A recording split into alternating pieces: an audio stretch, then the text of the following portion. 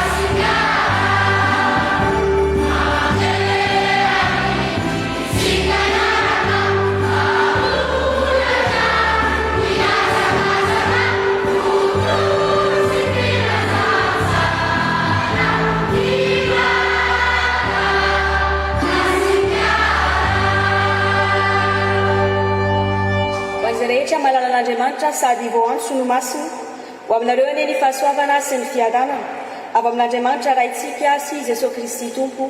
Amen. Ny salamo fahavalo ny andininy rehetra, no salamo izay iarahantsika mitera sy mankalaza amin'ny voninahitra an'Andriamanitra. Salamo fahavalo ny andininy rehetra. Amin'ny anaran'i Jesosy, Jehovah Tomponay, Amen.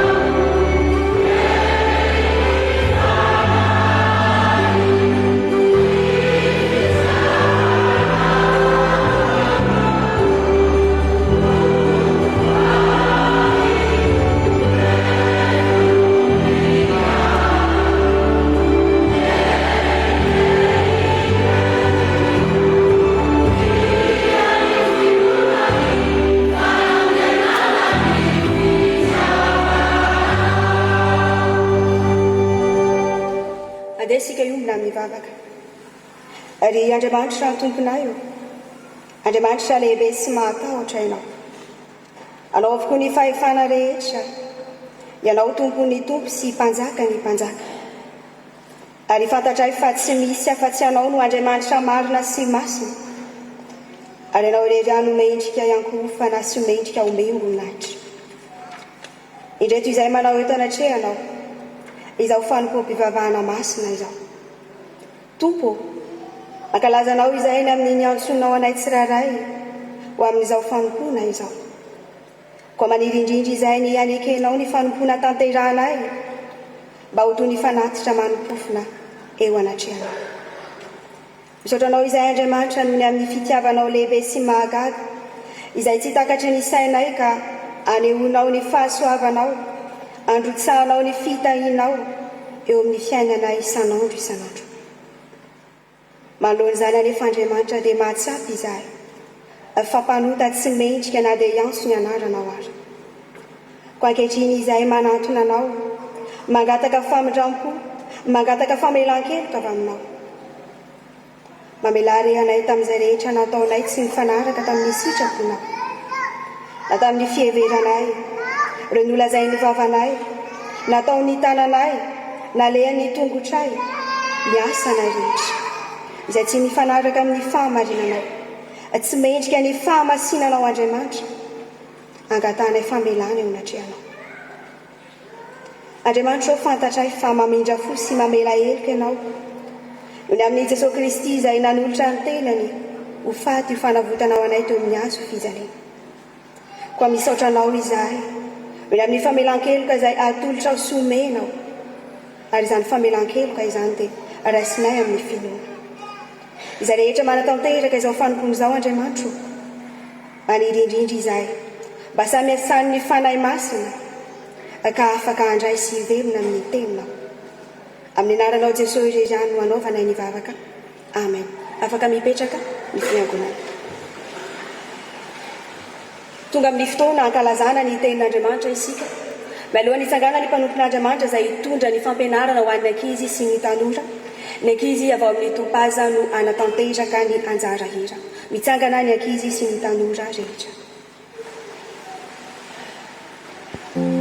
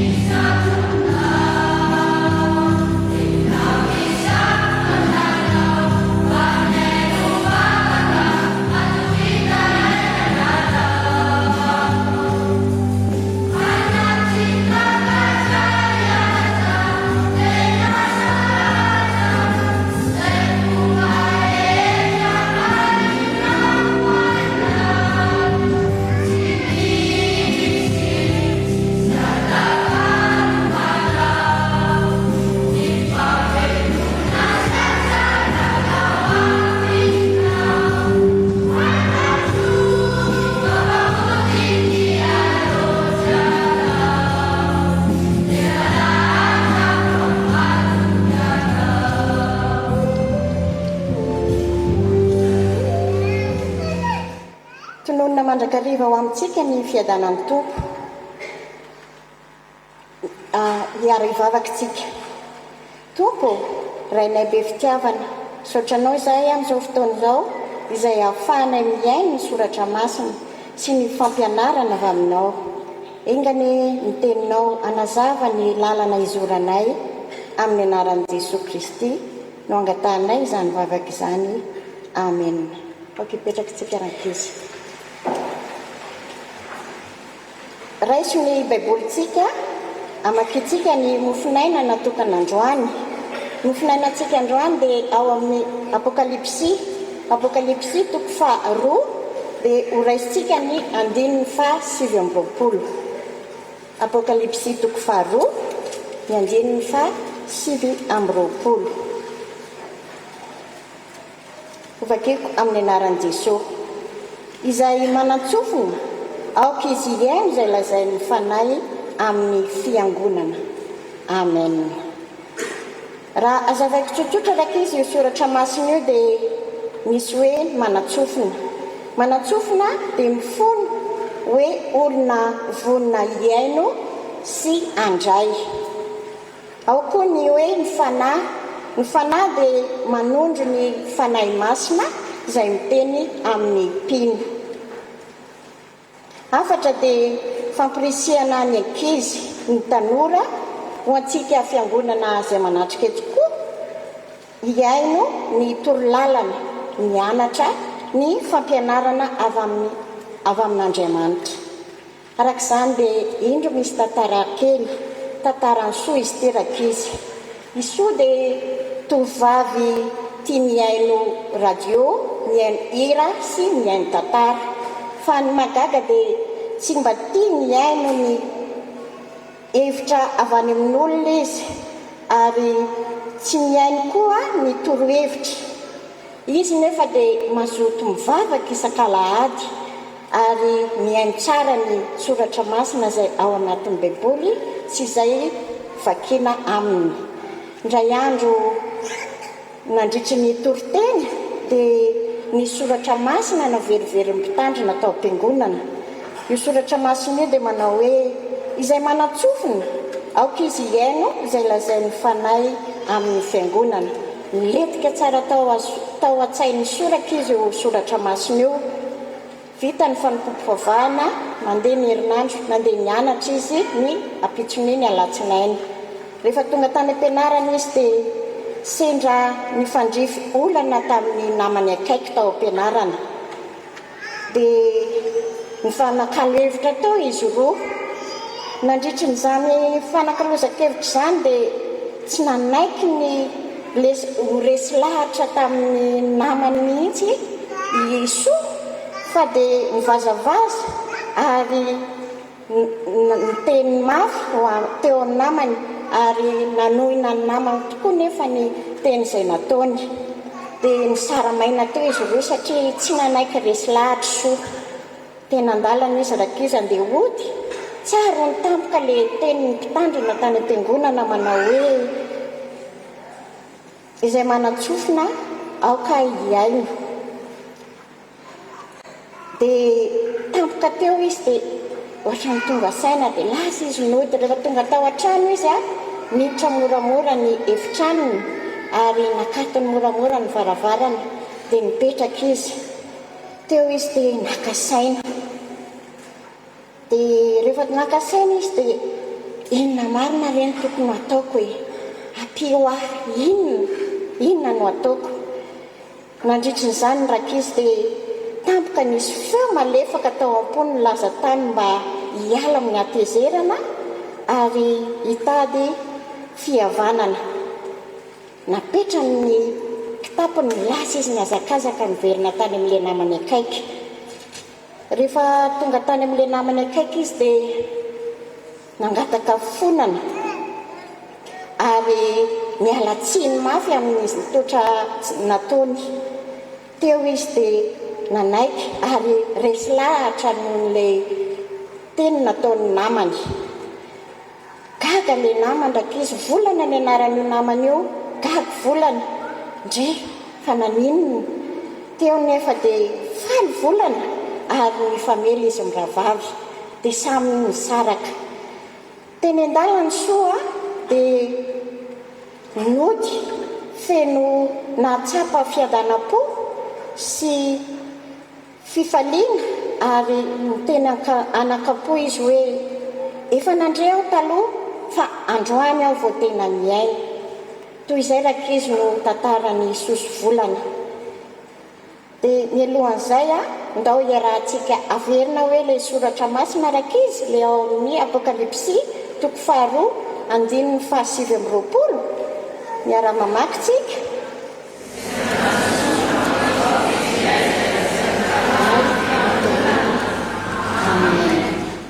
Dia mbola iombom-bavaka tsika rakizy. Tompo, misaotranao zahay noho ny teny izay nomenao anay anio. Atolotra ny tenanay anatanteraka izany ary ampianaro izahay hiaino sy hanaraka ny teninao isan'andro. Koa manampy anay amin'ny anaran'i Jesosy. Amen. Ho an'Andriamanitra irery ihany ny voninahitra.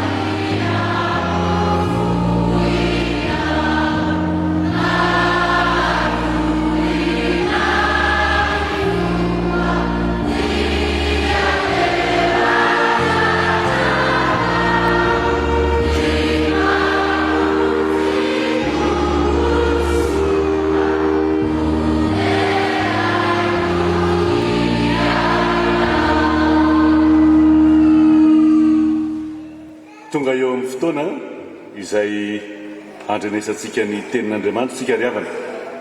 Mialoha izany dia hiaraka hivavaka isika. Mbola misaotranao zahay ry Andriamanitra rainay, no tantananao zahay indrindra ireto ankizy tezaina sy beazina ao amin'ny Topaza. Ka indreo mbola iantefan'ny antsonao ary no tantananao handray ny famonjena avy aminao. Handray ny afaka avy aminao zahay, handray ihany koa ny teninao. Tompo, ny fonay no alalao mba ahafahanay mandray ny teninao sy ny fitiavanao.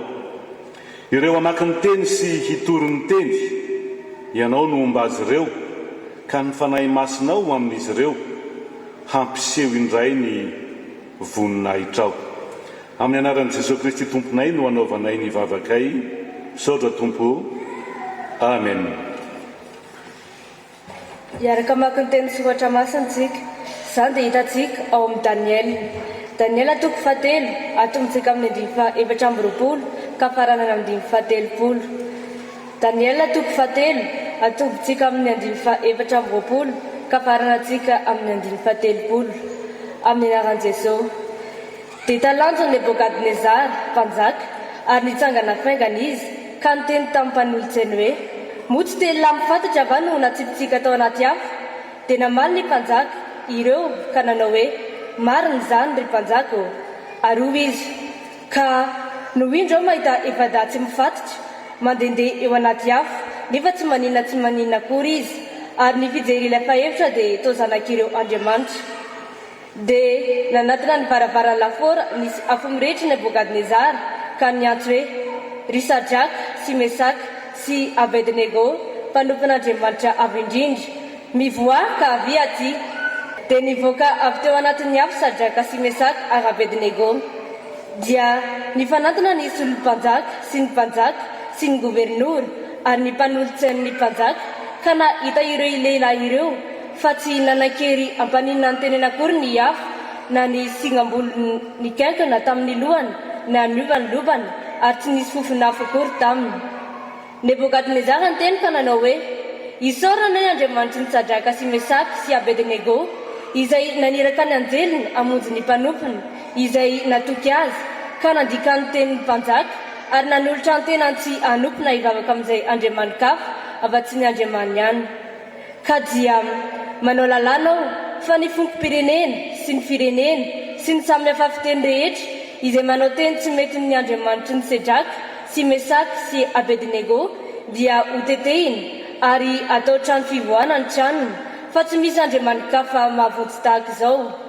Ary Sadraka sy Mesaka sy Abednego dia nasandatry ny mpanjaka tamin'ny Babilôna sy ny fehiny.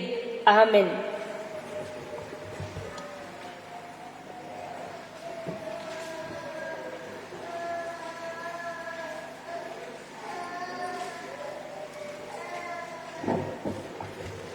Hotoizantsika mivaky teny ao amin'ny filazantsara ny soratan Mateo. Filazantsara ny soratan Mateo toko 720 andiny 720 ka hatramin'ny 730. Filazantsara ny soratan Mateo toko 720 andiny 720 ka hatramin'ny 730. Ary rehefa mbita eo ampovoan'ny ranomasina ny sambo kely tamin'izay dia natopatopany alin-drano izy fanoto hain-drivotra. Ary tamin'ny fiambenana fahefatry ny alina dia nakeny amin'ny mpianany Jesosy nitsangatsangana teny ambony ranomasina. Ary noho nahita azy nitsangatsangana tambony ranomasina ny mpianatra dia raiky tahotra ka nanao hoe matotoa io. Dia niantso izy noho ny tahotra. Ary Jesosy niteny taminy niaraka tamin'izay hoe matoky fa izao ihany. Aza matahotra ary Petera namaly azy ka nanao hoe Tompo, raha ihany io dia sevo manantona anao eny ambony rano ao. Ary eo izy manatona. Dia nidina tamin'ny sambo kely Petera ka nandeha tambony rano anatona an Jesosy. Fa raha nahita ny rivotra izy dia natahotra. Ary raha vao nilentika izy dia niantso hoe Tompo, vonjeo aho. Ary naninitra amin'ny tanany niaraka tamin'izay Jesosy dia nandray azy ka nanao taminy hoe ry kely finoana, nahoana no nianahana ianao. Ary nefa niakatra teo an-tsambo kely izy dia nitsahatra ny rivotra. Ary izay teo an-tsambo kely dia niakohaka teo anatrehany ka nanao hoe zanak'Andriamanitra tokoa ianao. Amen. Hofaranantsika raha mivaky teny ao amin'ny Apokalipsy. Apokalipsy toko 2 andiny 420 ka hatramin'ny 720. Apokalipsy toko 2 andiny 420 ka hatramin'ny 720. Rehefa hitantsika izany dia hovakitsika amin'ny anaran'i Jesosy. Fa aminareo izay sisa any Tiatira dia izay tsy manana ny fampianarana izay sady tsy mba nahalala ny ataon'ireo hoe saindalin'ny Satana dia izao no lazaiko. Tsy ho vesariko entana hafa ianareo kanefa izay ananareo dia tany mafy mandrapiavaka ary izay maharesy ka mitandrina ny asako hatramin'ny farany dia omeko fahefana amin'ny jentilisa ary iandry azy amin'ny tehimby izy ka hanorotoro azy toy ny fanorotoro vilany tany dia araka izay efa niraisiko tamin'ny raiko ary omeko azy ny kitana fitarikandro izay manatsofona aoka izy ian'izay lazainy fanahy ao amin'ny fiangonana. Amen. Ray masino manamasina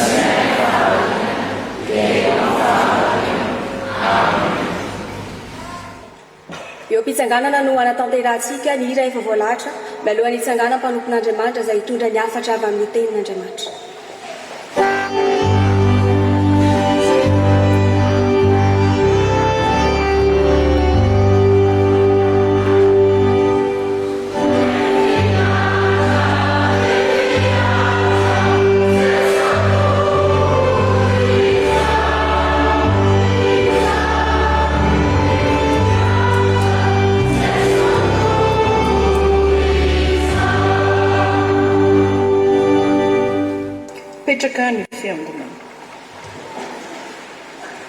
ho aminareo mandrakariva ry avako ny fahasoavana sy ny fiadanana dia amin'Andriamanitra ray Jesosy Kristy tompontsika amen.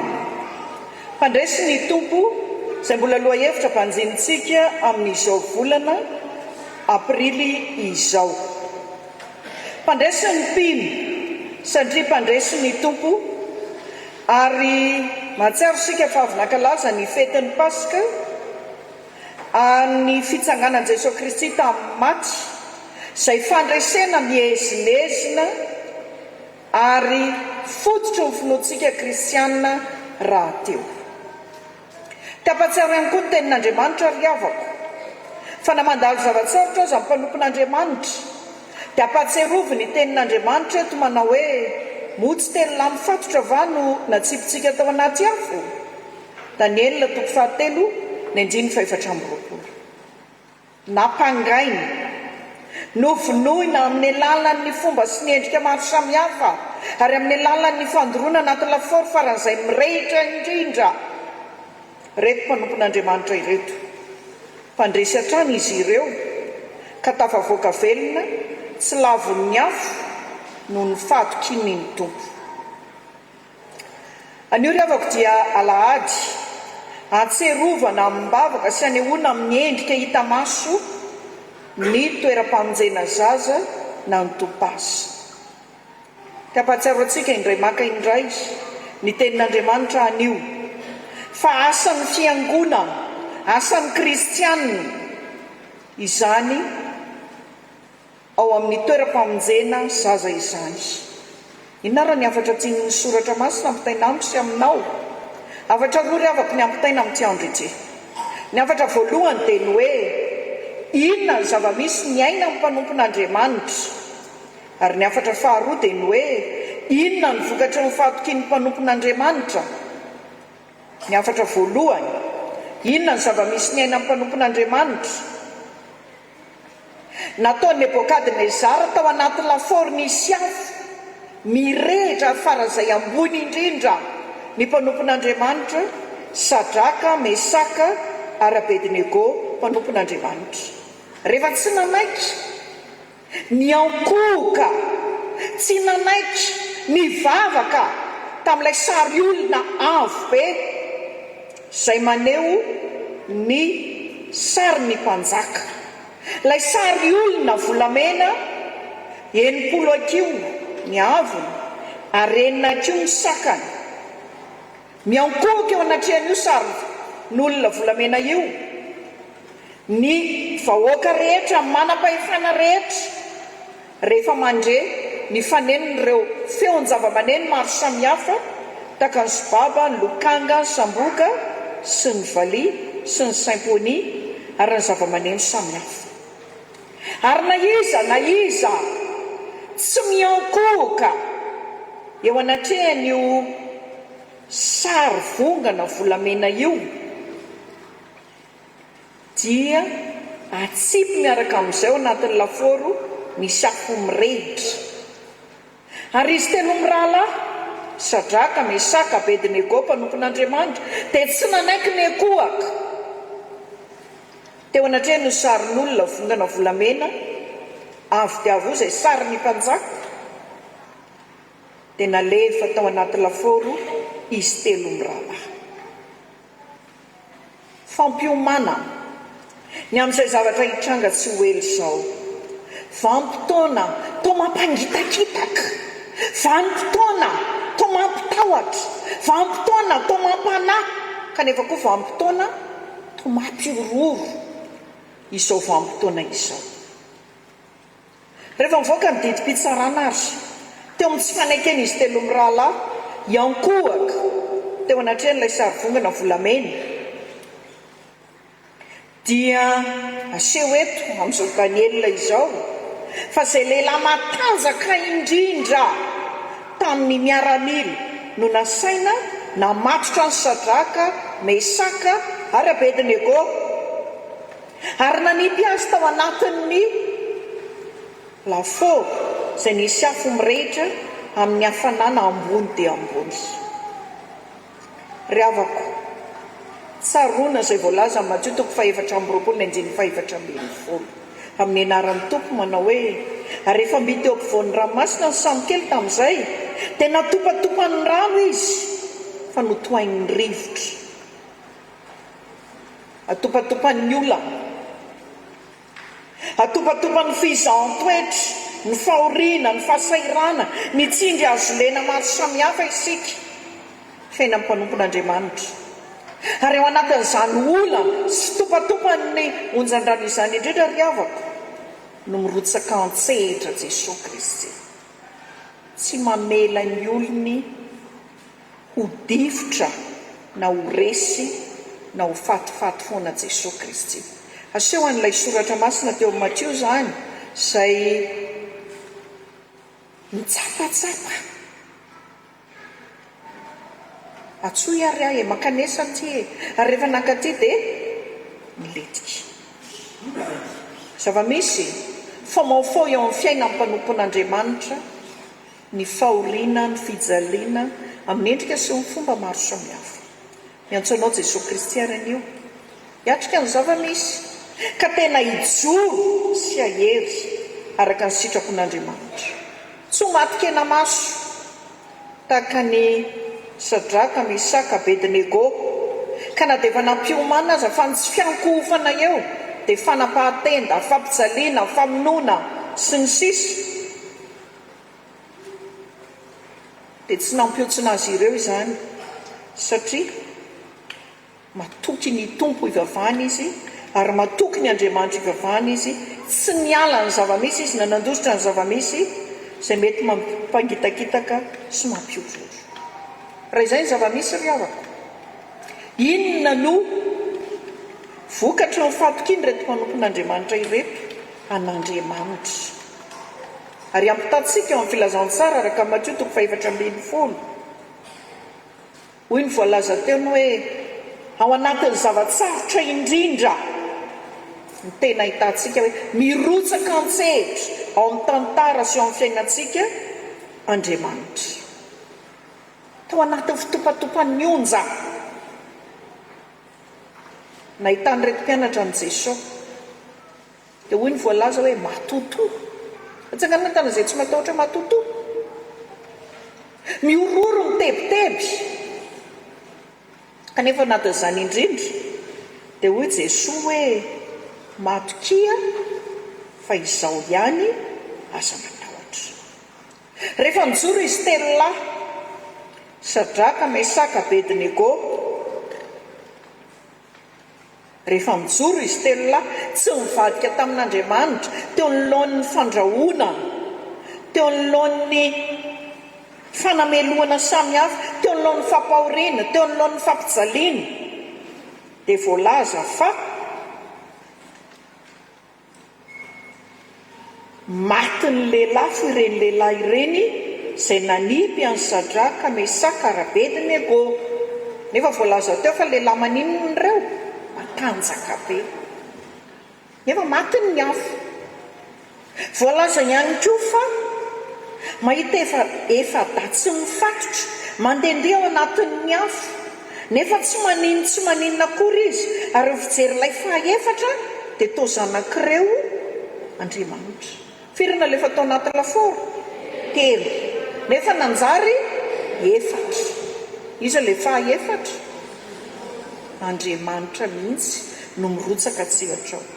Voalaza ihany koa ry havako fa tsy nanakera-paninona ny tenany akory ny afo, na nisy singam-bolo mikaikona tamin'ny lohany, na niova ny lobany, ary tsy nisy fofinafo akory taminy izy.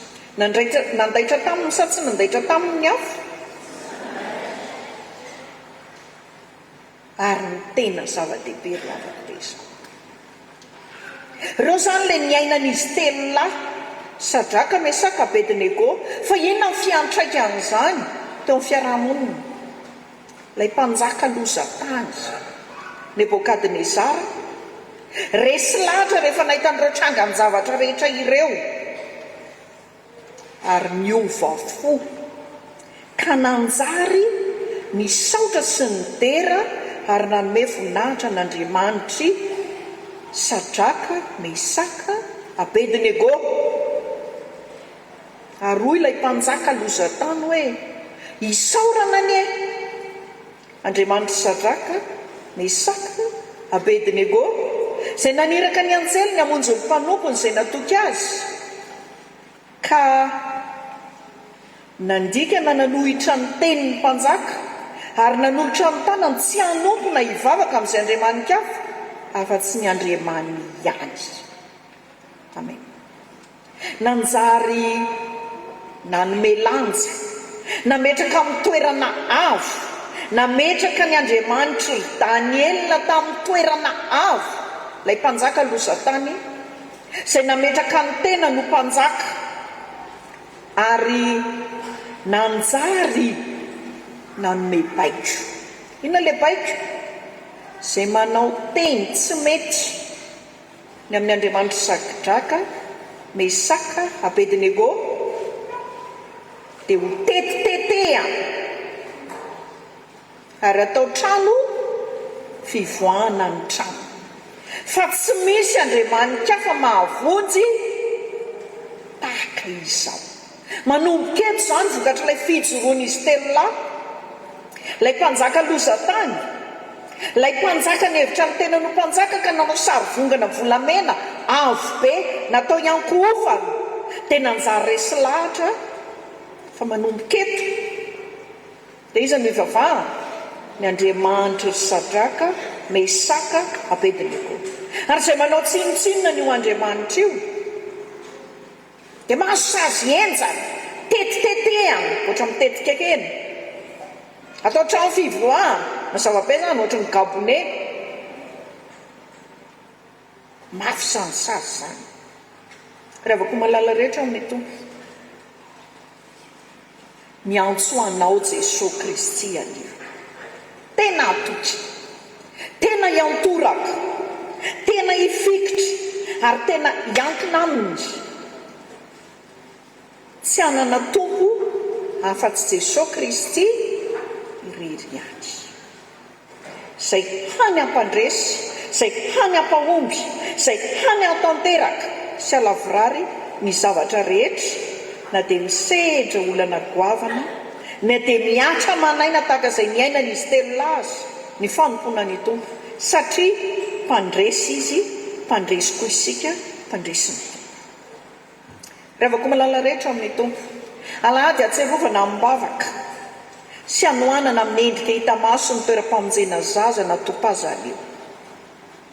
Asan'ny fiangonana sy ny kristianina ny fandraisana adidy aman'andraikitra amin'ny fikarakarana, ny fiahiana, ny famahanana ireo Zaza Kamboty 𝙃𝙤𝙩𝙤𝙤𝙤𝙤 sy 𝙃𝙤𝙑 amin'ny Topaza.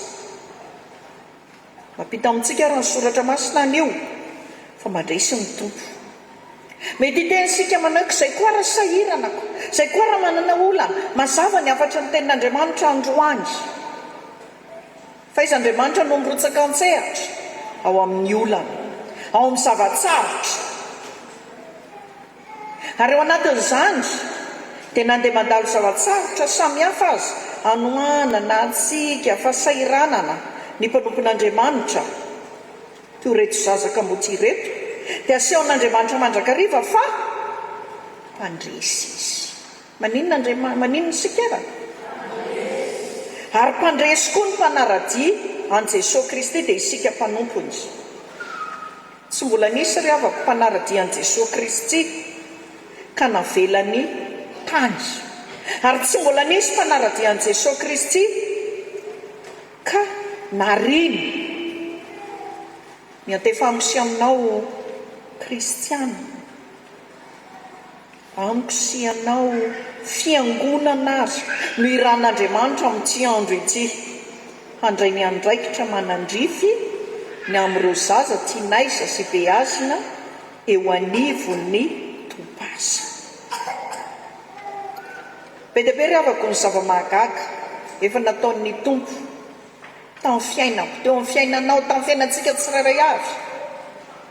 Raha-pahatsiarovana hatrany, izy 50 mianadahy dia tsy maintsy manenina. Izy 5 mianadahy tsy maintsy manenina. Izy 5 mianadahy tsy maintsy manenina. Iza niatrika izany? zasy ianao no antsony ny tompo hiatrika izany. Zasy ianao no antsony ny tompo hanatanteraka izany. Mety hiteny ianareo manao hoe reo nareo komitiko miatrika ny andraikitra manandrify azy ny komity. Raha marary reo tsy maintsy tsaboana, raha misy zavatra samihafa tsy maintsy karakaraina. Anatin'izany miantso anao ny tompo anio. Inona ny azoko ho azonao atao hamaliana izany antso ny tompo izany. Raha tapitra riavako ny tahirin-tsakafo tao amin'ny toeram-pitaizana Zaza Kamboty anankiray, dia hoy ny tompona andraikitra hoe tahirikanina 2 andro sisa no ao. Topavaratra na maintsoahatra ho isika ny andro. Inona no atao? Andeha angataka tseroa? Tsy fomba ny Topaza izany. Tokam-bavaka ny tompona andraikitra. Atao ahoana Jesosy zokiny ny ankizy tanora no fijery reto zaza honona kere hipitrapitra. Tsy mahafantatra ny tsy misy reto ankizy reto, ary tsy manany antorana fa tsy ianao zoky izahay, ianao niany no hany hamazo olana raha-tsakafo zao, ampio izahay. Ianao ilay Jésus-Christ, Andriamanitra manan-kariam-pahasoavana. Amen. Alina io fotoam-bavaka io, marainy ny andro, rehefa samy namonjy ny sekoly avy ny ankizy, avy niatrika amin'ny fampikarakarana samihafa sy ny fotoam-bavaka maraina, anoany amin'ny 7 ora, izao nisy camion kely tonga tao ambavahady. Fa iny sendra nandalo. Nahita ilay soratra manao izy toerana fitaizana Zaza Kamboty. Ary niditra, nanatitra sakafo, nanatitra vary, nanatitra katsaka, nanatitra voamaina, nanatitra trondro sy henam-bifotsy, nanatitra biscuit amin'ny baoritra, nanatitra menaka samihafa, nanatitra mofo. Iza ny namaly vavaka? Iza ny valeny vavaka? Nitsoka vena nandositra ny tompona andraikitra? Tsy nitsoka ny tompona andraikitra, vavaka. Riavaka. Miantso asianao ny tompo anio. Mpandresy ny tompo. Za, ianao, isika rehetra no antsony ny tompo, ka tsy amela ireto zaza ankizy tianaiza sy beazina amin'ny sarotra. Tsy amela azy ireo irery, satria zasy ianao mihitsy no omeny ny tompo hanao tolo-tanana hanohana sy haniampy azy ireo. Mahaiza ary riavako misaotra an'Andriamanitra amin'izay eo am-pelantanantsika azahoantsika manohana, mahatsiaro ambavaka, ary indrindra maneho amin'ny endrika hita maso ho an'ireto ankizy tianaiza sy beazina eo anivon'ny Topaza eto. Samy atsiaro izao sy anao fa kristianina FJKM. Ndao isika iaraka ifarimbona, andray ny andraikitra manandrify atsika, ka atserovana fa mpandresy isika satria mpandresy ny tompontsika.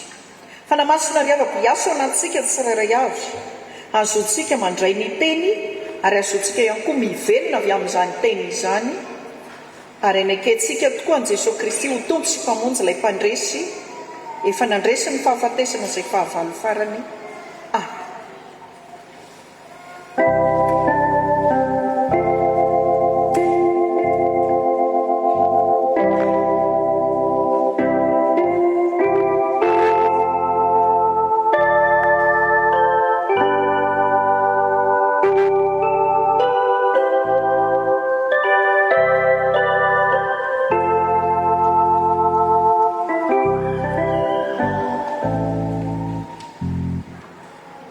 Aokisika dravana iaraka anaiky sy hanambara ny fanekempinoana kristiana izay raisantsika amin'ny fiangonana manerana izao tontolo izao, dia ny fankempinoana araka ny fanambarany apôstôly eo am-pitsanganana no anatanterantsika izany.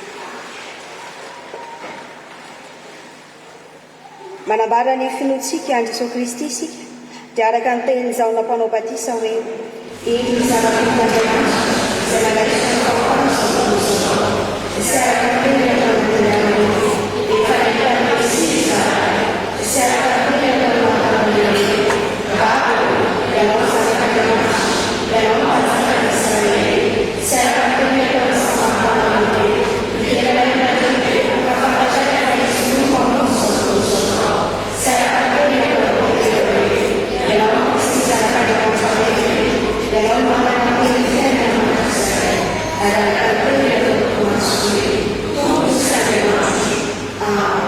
afaka mipetraka ny fiangonana.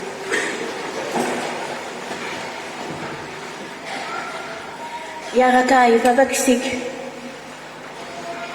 Jehova Andriamanitra rainay tsara indrindra, raiso ho anao ny dera, ny laza sy ny voninahitra ho anao irery ihany taloha anio ary mandrakizay. Misaotra fa avaozanao aminay isan'andro ny famindramponao, ka tsy mba ataonao diso anjara amin'ny aina entin'ny teninao izahay.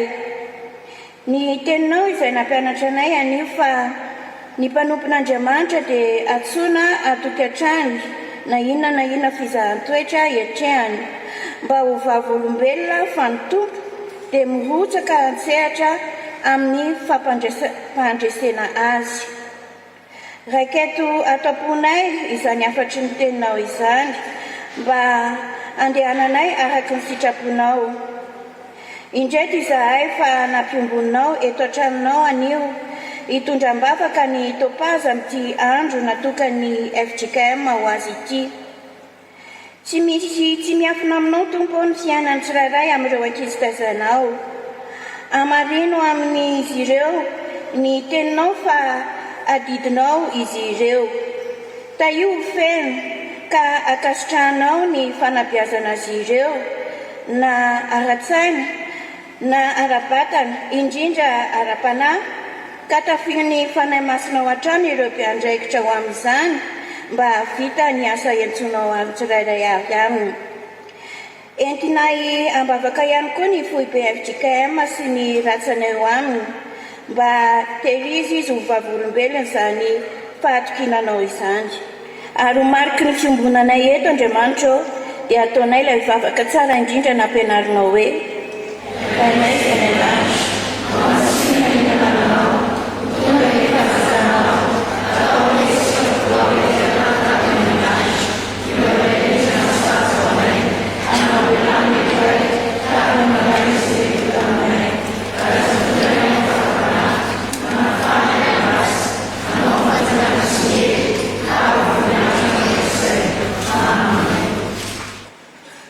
mitsangana ary ny Zaza Kamboty.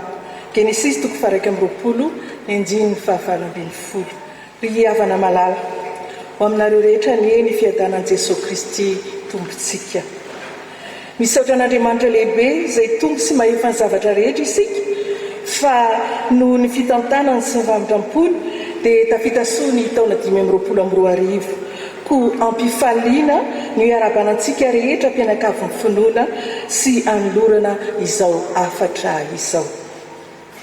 Raha mitodika ny 20 taona lasa isika izay niorenan'ny Topaza tany amin'ny faritry vondrozongo fionana, rehefa nandao antsika ny missionnaire MPF, missiona protestanta frantsay mpanorona, dia noraisy ny fiangonana protestanta izay lasa FJKM ankehitriny ny asa. Isaorana tokoa fa tsarona ny afatr'ireo missionnaire MPF manao hoe tohizo ny asa sosialy ho fiahinany madinika, fa izany no tena asan'ny Tompo Jesosy, mijery ny madinika. Tsy nandraraky ilombiandoha ny FJKM ka niezaka trany manohy ny asa. Fanamby ny fangorana ho andro ankizy, ny zofeny ho toy ireo zaza sy ankizy rehetra hanana ny ho avy mamiratra any aoriana.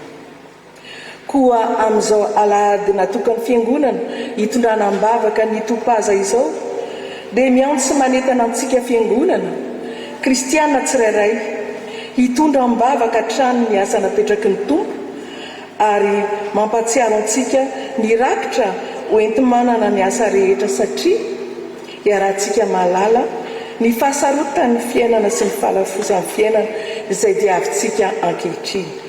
Indrindra ny adidy manoloana antsika momba ireo ankizy miisa 50 sy ireo mpitaiza. Ny fiverenany ny fionana vonizongo ho fampamokarana amin'ny tany dia asa vadi-drano ho iantsona antsika rehetra ary isaorana manokana ny FJKM amparibe famonjena nanokatra izany. Ny FJKM Matsiny Mamasina izay manokana 3 bola ho fanohanana isam-bolana ny ankany. Azo tsapahin-tanana ny fitombon'ny fahendren'ny ankizy sy ny fandrosoany amin'ny fianarana izay valim-bavaka avy amin'ny tompo. Izy ireo no mijoro vavolombelona amintsika isan'andro fa momba antsika Andriamanitra ary ny tompo no mitarika andian'izy ireo. Ny fahombiazan'izy ireo dia vokatry ny vavaka ataontsika sy ny fanorantenantsika ho azy ireo ary manamarina ny hafatry ny misionera fa an'ny tompo miasa mijery ny madinika. Dia mankasitraka antsika rehetra ry havana ary manao veloma amin'ny anaran'ny tompo. Amen. Hamarana izao fanompom-pivavahana izao isika ry havana, tanterahantsika eo am-pitsanganana ny hira efa voalahatra mialohan'ny anlora ny mpanompon'Andriamanitra ny tsotra.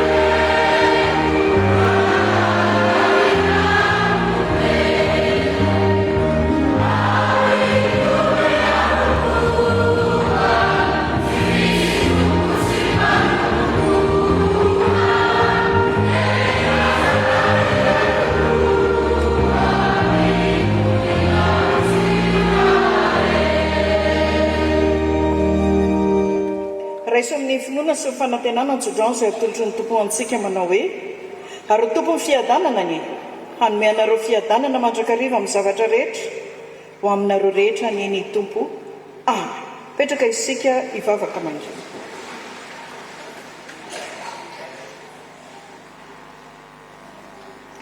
Ho an'Andriamanitra irerany ny voninahitra amin'ny anarany iray sy ny zanaka ary fanahy masina